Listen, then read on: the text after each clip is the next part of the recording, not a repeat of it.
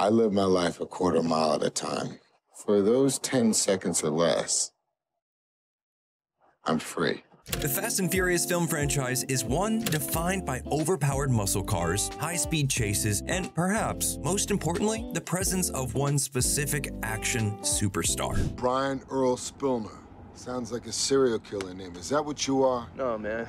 Don't come around here again. For nearly 25 years, Dominic Toretto has been the face of the Fast family. But as we'll soon discover, Vin Diesel wasn't always attached to the role. In fact, the franchise almost hired a very different actor for the first Fast feature. But before we race through this story, be sure to hit like and subscribe below to keep up with all our Nerdstalgic videos. When The Fast and the Furious roared into theaters, audiences probably weren't expecting a series of films spanning more than 10 features, a spin-off film, an animated show, and a theme park ride. But after the first film's dazzling $200 million box office take, the Fast and Furious franchise became a staple for moviegoers around the world. In fact, there has been a new Fast and Furious film within 3 years of each release since 2001, and with each installment, the cars get louder, the family gets bigger, and the stakes get a lot higher. It's an insane achievement for a film series with such humble roots, and in more ways than one, it never could have happened without its leading man. So what do you say? Am I worthy?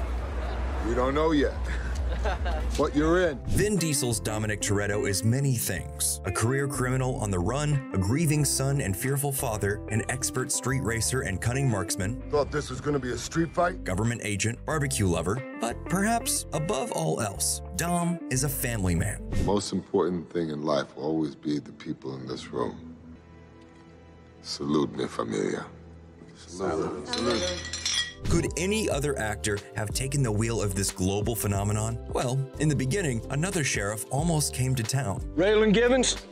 Don't suppose you believe me if I said no. Timothy Olyphant is perhaps best known as the peacekeeping character actor of our time. The legendary Sheriff Seth Bullock in Deadwood, his continued run as U.S. Marshal Raylan Givens on Justified, the devout Mormon turned federal lawman from Fargo, the Mandalorian's Cobb Vanth in the appropriately titled Chapter 9, The Marshal, the list goes on, and with a distinct lack of Dom Toretto types in the mix. But before he took the throne as TV's ultimate do-gooder, Olyphant landed a supporting role that would act as not only a precursor for the roles he was destined to play, but also as a prototype for the Fast and the Furious itself. What are you doing here? I told you I don't know anything. Yeah, but you're a liar.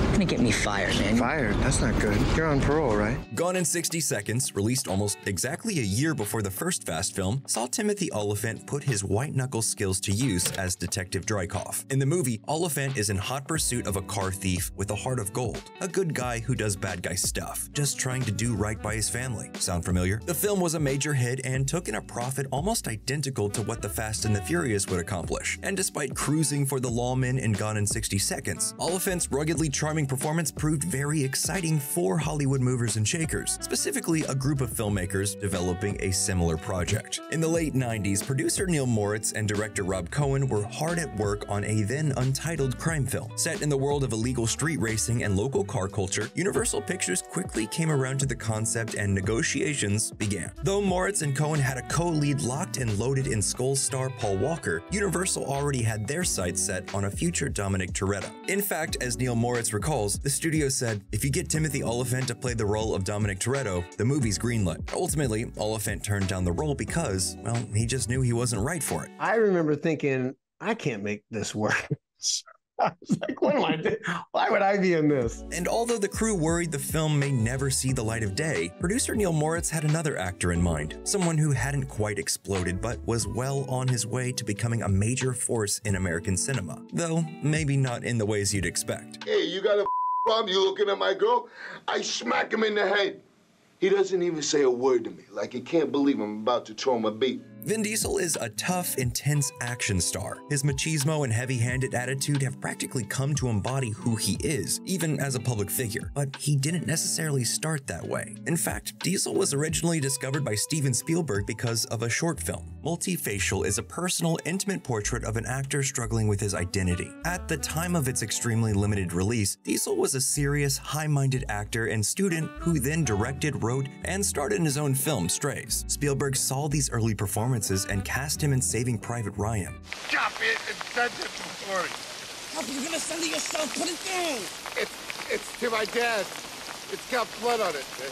Ultimately changing his life forever. Over the next few years, Diesel landed interesting roles in cult classics of all genres. From indie crime thrillers to highly regarded animation masterpieces and sci-fi action sleepers, Diesel became an increasingly interesting character actor. Fast and Furious producer Neil Moritz said of his early exposure to Diesel's work, "I had seen Pitch Black and knew Vin from his earlier short film, and I had convinced the studio that he had to be the guy." With the studio's blessing and an apparent victory lap on the horizon, the filmmakers approached Vin Diesel with the highest hopes. "I'm sitting at the bar waiting for him," Neil Moritz said, "and boy, when those doors opened, here comes the biggest star in the world." Even though he didn't have that bankability at that point, he just had that confidence that he was a star. But as it turned out, Vin Diesel wasn't ready to wave the flag just yet. Producer Moritz said, "I thought Vin was coming there to convince me to hire him, and in reality, I had to convince him to be Dominic Toretto. I read the script and was like, I don't know," Vin Diesel said. But perhaps knowing Diesel's history as a serious performer and writer, the film's crew offered the actor to work with newly hired Hollywood script maven David Ayer. Of their process, Ayer said, "I sat down with Vin and really created that character with him. Yeah, there were characters in the script, but it needed life. It needed to become real. It needed to become dimensional. He had a few really specific ideas about the character, and those little touchstones he handed me became something I could flesh out." Diesel, having been granted a voice and validation, was intrigued enough to give the untitled film a shot. With a fresh vision, the actor accepted the Dominic Toretto mantle, and the Fast family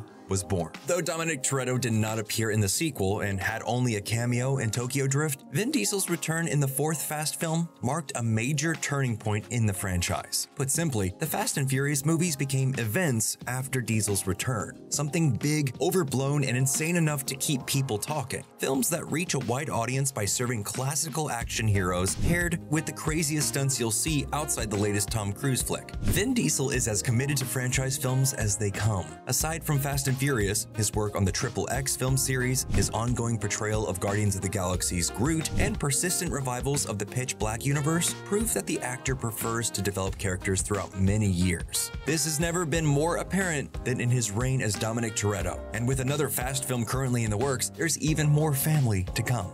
Well, I ain't hard to find, you some bitch.